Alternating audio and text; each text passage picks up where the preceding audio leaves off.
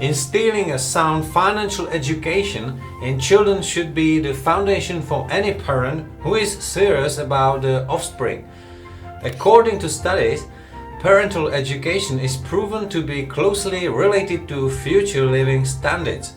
Let's take a look at one of the articles from Lamar University in Texas that addresses the issue of parents' education and the impact on the children. There is also a correlation between parents' education level and families' income level. According to the National Center for Children in Poverty, NCCP, the less education a parent has, the more likely the family will be considered low income. If the topic of money is taboo in the family, it can pose a significant barrier to children's future handling of money. Welcome to the Invest with Jiri channel. In today's episode, we'll look at educating our kids about finances and what can parents do to help. I focus on financial education for kids, specific guidance on keeping a financial journal and working with compound interest. I have 3 sons, a 7-year-old, a 4-year-old and a son born a few days ago.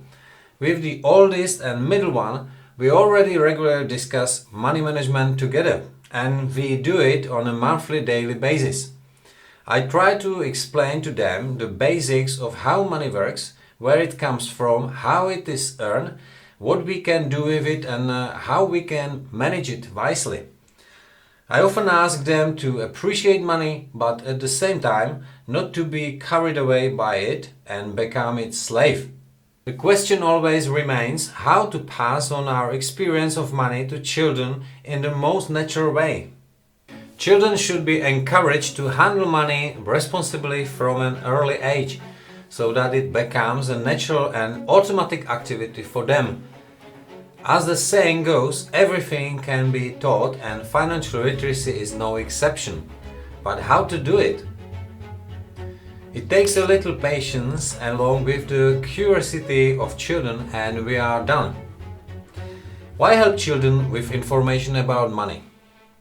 There was a time when it took days or weeks to get valuable information on the topic of finances. You had to go to the library, find the appropriate resources, read a few books and immerse yourself in the topic. In today's information age, this is a fraction of the time we have to spend on finding information that interests us.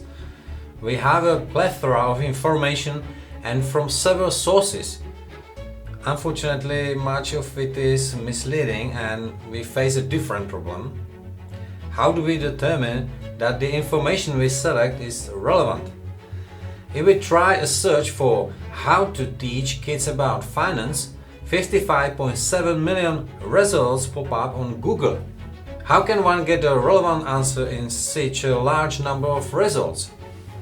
On the internet we encounter not only many sources but also conflicting opinions and the phenomenon of fake news.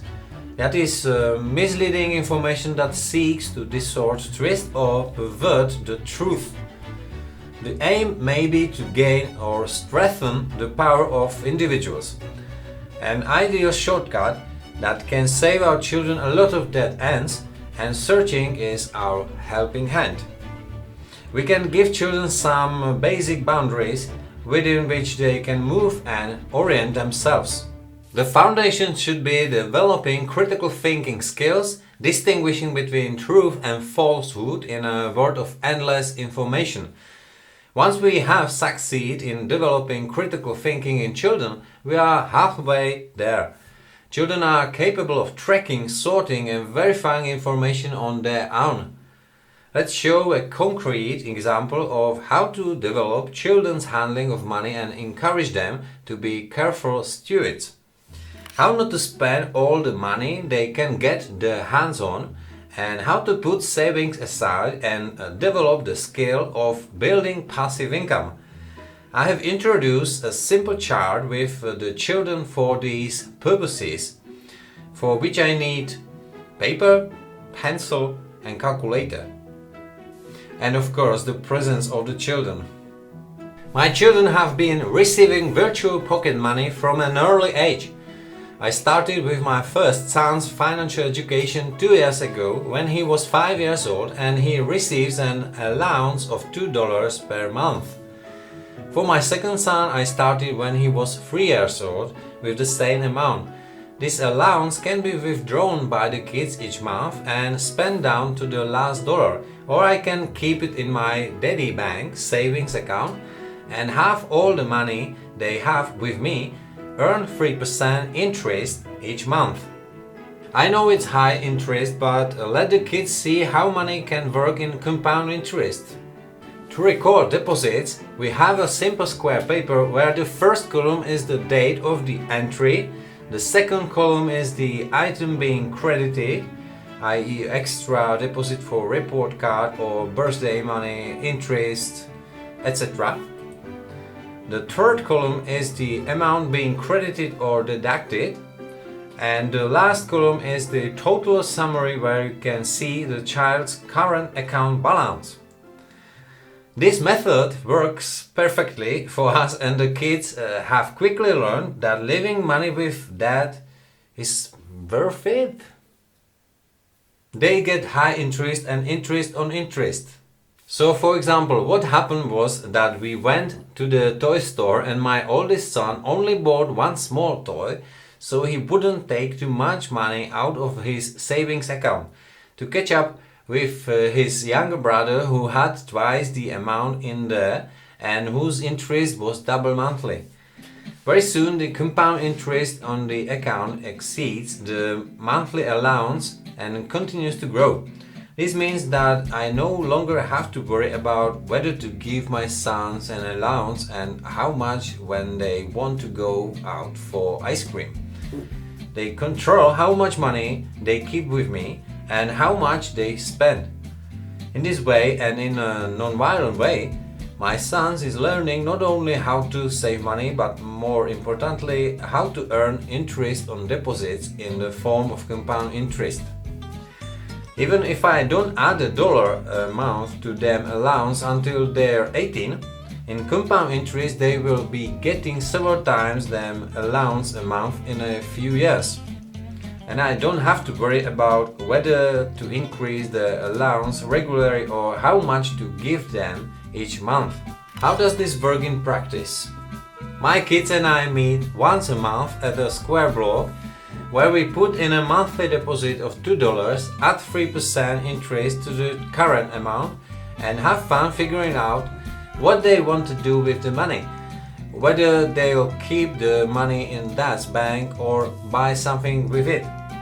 Kids rarely get to interact with physical money because most transactions, deposits and/or interest are done virtually. And this is an ideal way to prepare them for a future of bank deposits and dealing with credit cards or online banking. This is one of the other things that I find very beneficial in educating kids about handling money together, so that children's savings don't fall into the dead end of skimping on money and saving without results. We have a defined goal at the bottom of the page that we save money for. Most often, children will choose a toy or an experience they desire. Once they have saved for the dream, they can buy it. They set their goal and save for it over the long term. It's a cool and non-violent way to develop a playful way to take care of your money with your kids.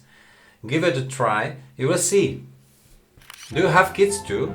Wondering how to prepare them well for life? Try my suggested tips.